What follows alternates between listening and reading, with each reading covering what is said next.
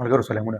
قدرمنو، 2019 کې یعنې د نن 9 کاله مخکې په فیض آباد کې یو فیض مخې ته راغی چې د هغه په وساطت سره د تحریک لبیک او د هغه وخت د حکومت په منځ کې معاهده شوې وه. دغه فیض بیا په 2021 کې هغه وخت کابل کې د انټرنیشنل میډیا مخې ته راغی چې کله کابل د طالبانو قبضې ته تللی او صحافیانو ته یې دا وویل چې everything will be okay. هم د دغې فیض امید د وجې نه د باجوه او د عمران خان په منځ کې چې کوم سیم پیج او یو پیج ونه راوښلېده. همدغه فیض امید د آرمي چیف د جوړېدو کلک په تمه و او چې کله د هغه په ځای باندې عاصم منیر آرمي چیف جوړ کړی شو نو په بله ورځ باندې استعفا ورکړه. د نن په ویډیو کې د فیض امید د کاریر د نشیبو په راز چې دی پرون چې ګرفتار شوی دی نو په کوم کیس کې ګرفتار شوی دی، د کوټ مارشل دا کاروایي څنګه چلیږي، د فیض امید د ګرفتارۍ نه فایده شاته وشوه او د فیض امید د ګرفتارۍ نه آرمي څه سیګنل ورکول غواړي خلکو له. نو په دې ویډیو کې په دې ټولو باندې بحث کوو. قدرمنو، فیض امید د پاکستان د آرمي یو قابل ترین افسر و، ځکه خو سټپ بای سټپ داسې ترقۍ ته ورسېده، لیفټننټ جنرال جوړ شو او تاسو ته دا معلومه وي چې په پاکستان کې د شلو نه والې تر 13 پورې لیفټننټ جنرال ځي. فیض امید د پاکستان د ازادۍ نه والې تر اوسه پورې په هغه 11 لیفټننټ جنرالز کې شامل دی چې هغه 2 پیری د کور کمانډران مقرر شوي دي. فیض امید تر 2 کالو پورې د پېښور کور کمانډر او بیا څو هفتې د باولپور کور کمانډر هم پاتې شوی دی. د آی اس آی د دغه پخوانی چیف دغه سټوري چې شروع کوو نو هم دغه فیض آباد د درنې نه به شروع کړو. قدرمنو، په 2019 کې تحریک لبیک چې یو مذهبي سیاسي پارټي ده په فیض آباد کې چې کوم د راولپنډي او د اسلام آباد په منځ کې سنگم دی په هغه ځای کې درنه ورکړه او د دغه درنې د وجې نه په نواز شریف حکومت باندې ډېر هټ پرېشر راغی. نواز شریف حکومت که هر څومره وغوښتل خو تحریک لبیک ولدي د نو تیار چې دغه ځای پرېږدي. د اخیره کې یو ورځ ناڅاپه د پاکستان د فوج افسران چې کوم دی نه دغه درنه کې صحیح شو او د په درنه کې چې کوم شریک خلک وو هغوی کې پیسې تقسیمولې او بیا چې کوم معاهده وشوه د تحریک لبیک د حکومت په منځ کې د هغې معاهدې لاندې لیکلي وو چې دغه معاهده د میجر جنرال فیض امید په وساطت سره وشوه. لږ وخت پس فیض امید لیفټننټ جنرال شو، بیا د آی اس آی چیف شو او بیا دغه چې موږ د کابل کوم ذکر وکړو نو یو تصویر مخې ته راغی چې په هغې کې هغه د چای کپ په لاس کې نیولی دی او دغه صحافیانو ته وایي چې everything will be okay. د دغې تصویر نه فیض امید بار دنیا له یا پاکستان کې خلکو له څه تاثر ورکول غوښتل هغه به فیض امید ته یا د هغه وخت ملیټري اسټبلیشمنټ ته پته وي، خو د دې نه پاکستان ته د فایدې په ځای باندې نقصان وشو. هغه وخت سره په پاکستان کې جذباتي ځوانانو بیا به دا تصویر په سوشل میډیا باندې شیر کو او دا به ویل غوښتل چې په کابل کې مونږ څوک راوستل غوښتل نه هغه راوستل، خو ټولې دنیا د دې نه دا تاثر واخیسته چې وګورئ مونږ نه وي چې د طالبانو په شا باندې د پاکستان آی اس آی ده. قدرمنو، دا به تاسو ته هم پته وي چې کله فیض امید آی اس آی چیف و نو په دغه وخت کې باجوه آرمي چیف و او د دواړو په منځ کې ډېر کلوز ریلیشنشپ و. د عمران خان په حکومت کې یو ټراینګل جوړ شوی و چې د هغې ټراینګل یو حصه باجوه و، بله حصه یې فیض امید او بله حصه یې عمران خان. او عمران خان او د عمران خان د حکومت ټول وزیرانو به ډېر په فخر سره وي چې فوج یعنې ملیټري اسټبلیشمنټ او حکومت چې اوس د دوی په منځ کې کومه کیمسټري جوړه ده، کوم پارټنرشپ دی او کوم تعلق دی نو دا د پاکستان په تاریخ کې اډو چېرته راغلی نه دي. دغه به سیم پیج باندې فخر کولو والا ته هغه وخت یوه لویه جټکه محسوسه شوه کوم وخت چې د عمران خان دا غوښتل چې فیض امید د نورو د آی اس آی چیف پر عهده باندې پاتې شي او بل طرف ته باجوه یو نوی جرنیل ندیم انجم د آی اس آی چیف مقرر کړ او چې کله د منظورۍ لپاره دغه نوټیفیکیشن وزیر اعظم افیس ته ولېږلی شو نو وزیر اعظم په دغه نوټیفیکیشن باندې ساين کولو کې څومره ورځې واخیستې نو د دغې نه ماهرین وایي چې د باجوه او د عمران خان په منځ کې اختلاف پیدا شو.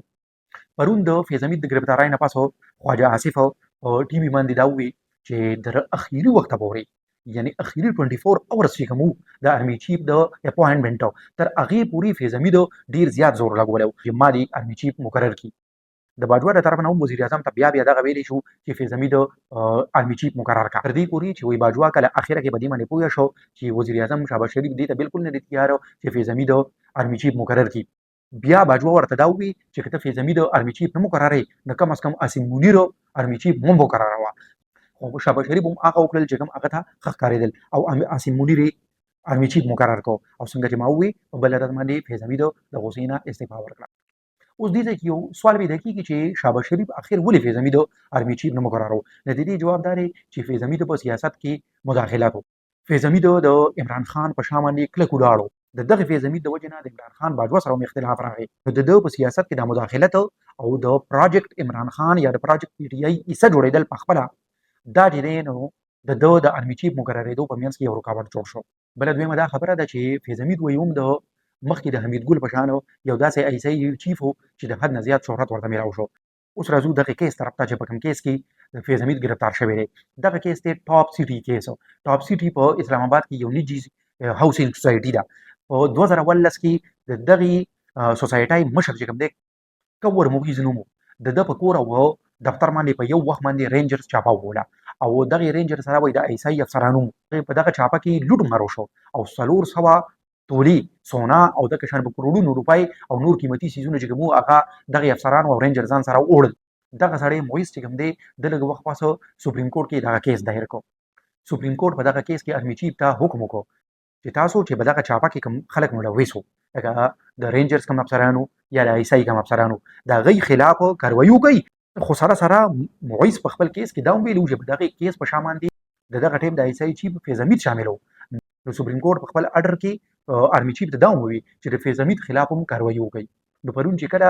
فیض حمید گرفتار کړی شو نو دغه وخت د آی ایس پی آر د طرف نه کوم بیان مخې ته راغی نو هغه کوم دا ویل شو چې دا موږ د سپریم کورټ د هغه اډر پر روشنی کې دا قدم پورته کو. اوس فیض حمید خو گرفتار شو. اوس چې د کورټ مارشل کیږي نه دا څنګه طریقې نو ویل شي چې کورټ مارشل 3 سی رومبای سی ته کورټ اف انکوایري وای. کورټ اف انکوایري کې چې کوم الزامات په دغه سړی باندې لګیدلي نو د هغه انکوایري کیږي چې الزامات ټیک دي او ټیک نه دي. دوی سی ته سمری اف ایویډنس وای. په سمری اف ایویډنس کې بیا کیس داسې چلیږي چې ایویډنس یعنی ثبوتونه راغونډول شي دغه ثبوتونو جاري اغستې شي. په دغه وخت کې چې کوم سړی گرفتار شوی لکه اوس چې څنګه فیض حمید دی نو دلا باقاعده خپل وکیل د ریسلو هم دته اختیار وي دغه شان د خپل صفایي د پیش کولو د سره اختیار وي چې بل کوم فریق دی لکه په دې کیس کې کوم کور معیز دی نه دغه سړی هم راغوښتي شي او هغه مخامخ عدالت کې ودرول شي او چې هغه کوم بیان دی هغه مغستې شي او په درې مېسه کې بیا د دغه ثبوتونو پرانا کې کوم کیس چلیږي نو بیا فیصله غستې شي. فیصله د سزا په صورت کې کېدی شي او یا د سړی بری کولم شي. هغه به تاسو مخې ته یو درې مثالونه ورکم چې د دین مخکې یو درې لیفټننټ جنرال داسې تیر شوي دي چې دغه کورټ مارشل شوی دی او هغه باندې سزا ختلې ده. هغه کې لومبي دی نه د آی ایس آی په خونی چیف لیفټننټ جنرال اسد دورانی وو. اسد دورانی د هندوستان انټيليجنس ایجنسی چې دا د هغه یو پخوانی چیف سره په شریک باندې یو کتاب لیکلو. دغه کتاب لیکلو او د خپل ریټایرمنټ نه پس نور هم داسې اکټیویټیز کې ملوث کېدو د وجې نه چې هغه د ملک لپاره خنه و د کورټ مارشل شو او د سزا په تور باندې د دنه د ریټایرمنټ نه پس کوم راحت در ورکړو ایته واپس واغستل. دویم سړی چې کوم دی لیفټننټ جنرال جاوید اقبال په د باندې دا الزام و چې د را د لپاره جاسوسي کړې ده. د کورټ مارشل چې کله وشو نه بد باندې سوار لسکاله با مشکته کېد سزا ورله ورکړې شو خو 2.5 کاله بس بیا دې رها کړې شو. 2019 کې د سزا ورکړې شوې و. دریم سړی هغه لیفټننټ جنرال ضیاءالدین بټ چې کوم 1999 کې نواز شریف آرمی چیف مقرر کو خو په دغه وخت کې مشرف اقتدار بلاس کې واغستو او دغه آرمی چیف چې کوم ضیاءالدین بټ نه دی گرفتار کو او بیا د دې چې کورټ مارشل شو نه دی د نوکرای نه برخاست کو. په تاسو ته پته لګیدلی چې سزا سومګی دي شي. خو اوس اخر کې دا چې فوج د دې فیض حمید د گرفتارۍ نه اساس سیګنل ورکول غواړي نو لومبي خدا سیګنل ورکول غواړي چې څوک هم د قانون د گرفت نه بهر نه دي او څوک هم په دغه گرفت کې راتلی شي که د هغې تعلق فوج سره ولې نه وي که هغې په هر څومره غټه عهده باندې ولې نه وي پاتې شوي. او دویم دا دی چې په 9 مۍ کې کوم خلک ملوث پاتې شوی دی نه د هغې خیر نشته. اوس د دې نه فایده چاته وشوه نو د دې نه فایده یو پی ټي آی ته وشوه. اوس پی ټي آی ته څنګه فایده وشوه فیض حمید خو پی ټي آی ملګری او خپل وخت پی ټي آی ته فایده رسولې ده په کار خو دا دی چې پی ټي آی ته د نقصان وشي نو نه پرون چې د صحافیانو په هغې کې سپیسیفیکلی د حمید میر کوم بیانونه دي هغه موږ وګورو هغه دا وایي چې فیض حمید چې دی نه د خپل ریټایرمنټ نه پس په کلاره نه وناس شوی بلکې هغه د خپلې غوسې چې د عاصم منیر چې دی نو د آرمی چیف مقرر شو نو د دې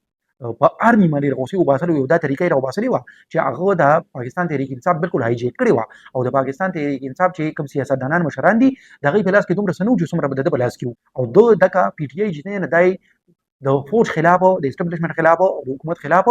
استعمالوله. نو اوس کم از کم چې کوم د سیاسي مشران دي د پی ټي آی هغوی به آزاد شي د ده نه به بېغمه شي.